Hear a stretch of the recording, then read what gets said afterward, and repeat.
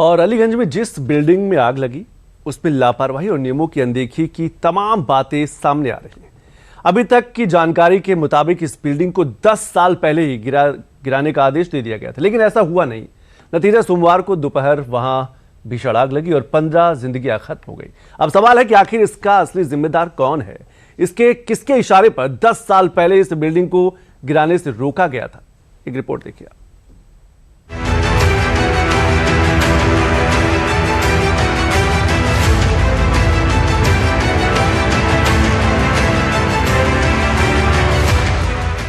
तहजीब के शहर लखनऊ का डरावना मंजर उन परिजनों के लिए किसी खंजर से कम नहीं होगा जिन्होंने इस दुर्घटना में अपनों को खोया। करीब 3 मंजिल की इस इमारत में कई सपने राख हो गए, कई ख्वाब खाक हो गए। जो बच्चे कंधों पर बैग टांग कर घर से निकले थे, वो वापस ताबूत में जब लौटे तो हर माँ बाप का कलेजा बैठ गया। इसलिए सवाल अब सिर्फ इस दुर्घटना का नहीं रह जाता, बल्कि सवाल उन जिम्मेदार लोगों पर हो जाता है जो सुरक्षा मानकों को ताक पर रखकर इस गैर कानूनी बिल्डिंग का संचालन कर रहे थे। जांच में पता चला है कि जिस इमारत में आग लगी वो अवैध थी। 2016 में इसे गिराने का आदेश भी जारी हुआ था। बाद में आदेश निरस्त कर दिया गया था। एलडीए के वीसी प्रथमेश कुमार सिंह ने बताया कि बिल्डिंग मालिक को नोटिस जारी कर 15 दिन में जवाब मांगा गया है। अब अग्निकांड के बाद इस बिल्डिंग पर बुलडोजर चलाने का आदेश दिया गया है। एसआईटी भी हादसे का मूल कारण पता करने के लिए गठित की गई है, लेकिन जिस बिल्डिंग में सुरक्षा मानकों की गंभीर अनदेखी की गई, इमरजेंसी एग्जिट नहीं था, एंट्री एग्जिट का रास्ता भी बेहद संकरा था, उस बिल्डिंग को आखिर एनओसी कैसे दे दी गई, ये सवाल बहुत तेजी से उठ रहा है। दुखद है कि इतने बड़ी संख्या में छात्रों की जान चली गई और जो लोग वहां पर कोचिंग के लिए, नौकरी के लिए या वहां पर काम के लिए गए थे, उनके बड़े पैमाने पे जान चली गई। सुनने में ये भी आया है कि बच्चे अपने माँ बाप और घर परिवार के लोगों को फोन कर रहे थे। कोई अपने पिता को फोन कर रहा था, कोई अपने भाई को फोन कर रहा था। एनओसी देने वाले लोग आखिरकार भ्रष्टाचार कर करके एनओसी क्यों दे रहे हैं? उसके लिए जिम्मेदार कौन है?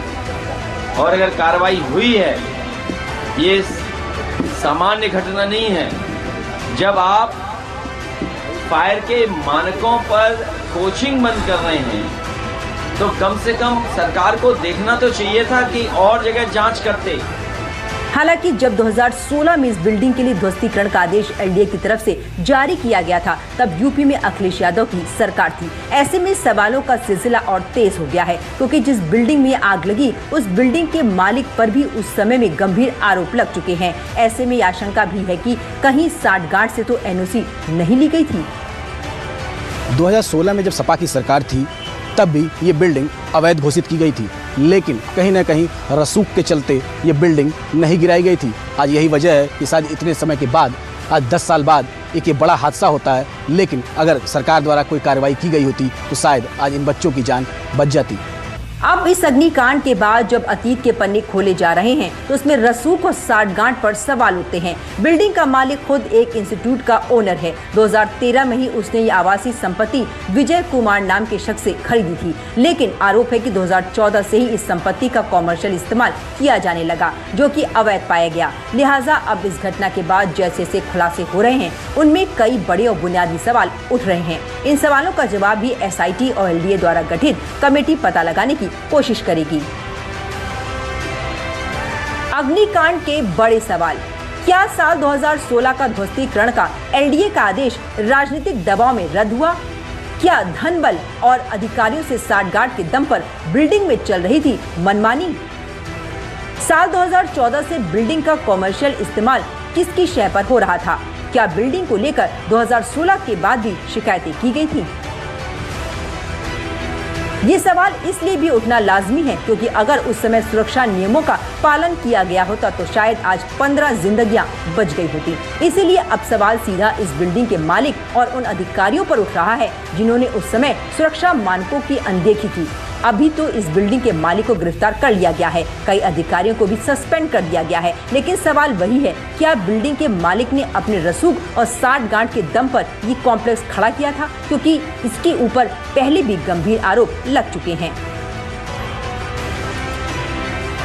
लखनऊ की इस बिल्डिंग के एक मालिक का नाम सुरेंद्र शुक्ला है। सुरेंद्र शुक्ला रामेश्वर नाम के इंस्टीट्यूट का मालिक भी है।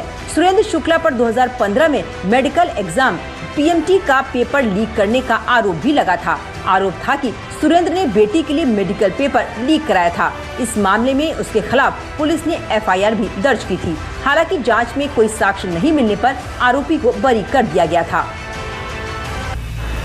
अब भले ही इस मामले में सुरेंद्र को बरी कर दिया गया था, लेकिन ये मामला उस समय के चर्चित मामलों में से एक था। ऐसे में अतीत का दरवाजा वर्तमान में हुए हादसे पर आशंकाओं के कई दरवाजे खोलता है, क्योंकि नियमों की अनदेखी के कारण ही आग लगने से 15 लोगों की जान गई।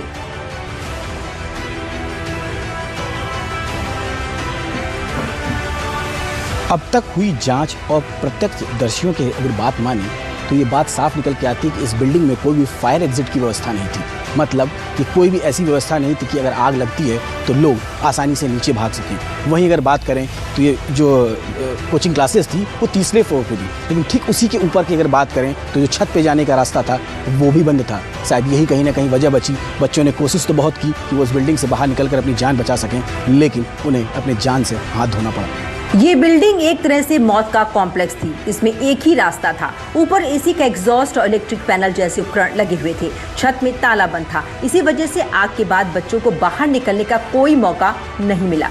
फिलहाल योगी सरकार ने SIT से 7 दिन में रिपोर्ट मांगी है। अब इसके बाद कई अधिकारियों पर गाज गिर सकती है।